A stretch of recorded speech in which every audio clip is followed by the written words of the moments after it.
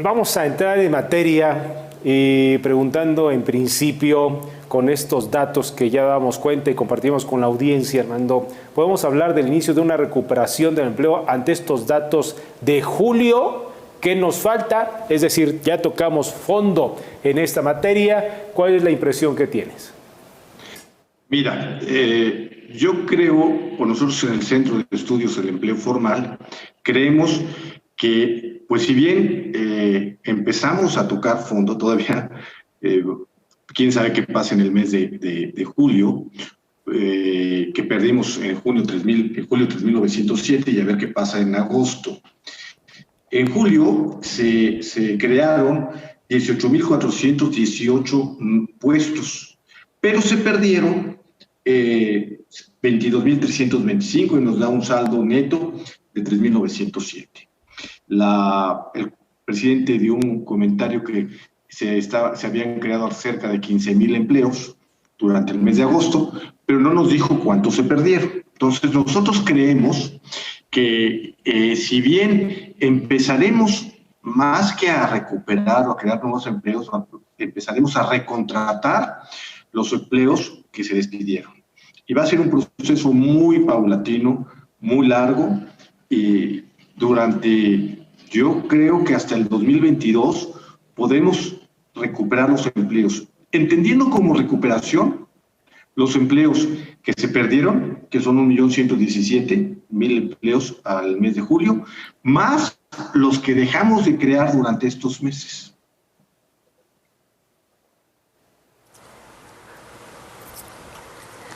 ¿Qué tal, Armando? Te saluda Ana María Salazar. A ver, estamos hablando de empleos formales. Como sabemos, también el universo de empleos no formales, empleos que están en la informalidad, también sufrieron un fuerte golpe. ¿Tú tienes datos o ayúdanos a entender cuál podría ser la magnitud total de la pérdida de empleos si tratamos de ver estos empleos en el sector informal y el sector formal? ¿Tienes alguna magnitud que puedas compartir con nosotros? Y dos, también hay que decirlo, Armando, ya venía en baja, ya había una preocupación por el reducido número de empleos que se están creando desde el año pasado, porque el año pasado México no creció, de hecho entró en recesión. Entonces, ¿qué tanto podemos nosotros culpar al COVID-19 y qué tanto le podemos culpar hasta las mismas políticas públicas del presidente Andrés Manuel López Obrador? Bueno, mira, empezando por la segunda pregunta, lo que te puedo decir es que desde el 2019 empezamos a crecer menos de lo que se tenía que crecer. El mismo candidato López Obrador, él prometió en su campaña que se iban a crear 100,000 empleos mensuales. Esto es 1.200.000 y son 7.200.000 en el sexenio. Esta cantidad va acorde con el crecimiento de la población, no para recuperar los que se necesitaban, sino por el crecimiento. Entonces esta cantidad era congruente con lo que el país requiere. Para poner un poquito en contexto, en el sexenio de Enrique Peña Nieto se crearon 4.162.000 en el sexenio, un promedio de 700,000 empleos por año. Que es una cantidad que, si bien no es lo que el país necesita, fue el presidente que más empleos ha creado. ¿Qué pasó con el empleo del presidente López Obrador durante el año pasado?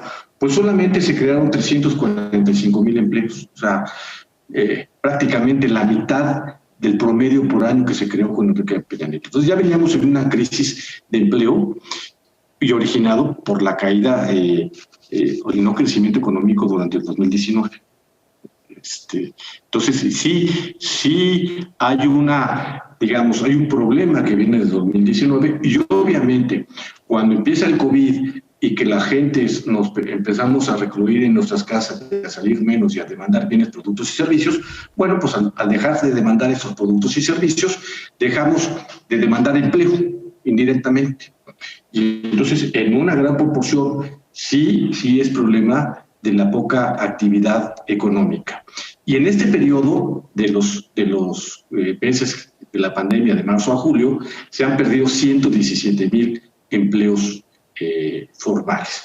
Y hay que entender, como lo decías, que el empleo formal es solamente aquel que cumple todas las condiciones establecidas en la Ley Federal del Trabajo, que tienen prestaciones, que tienen acceso a la seguridad social, al Infonavit, tienen derecho a la capacitación, a la seguridad del trabajo, etcétera.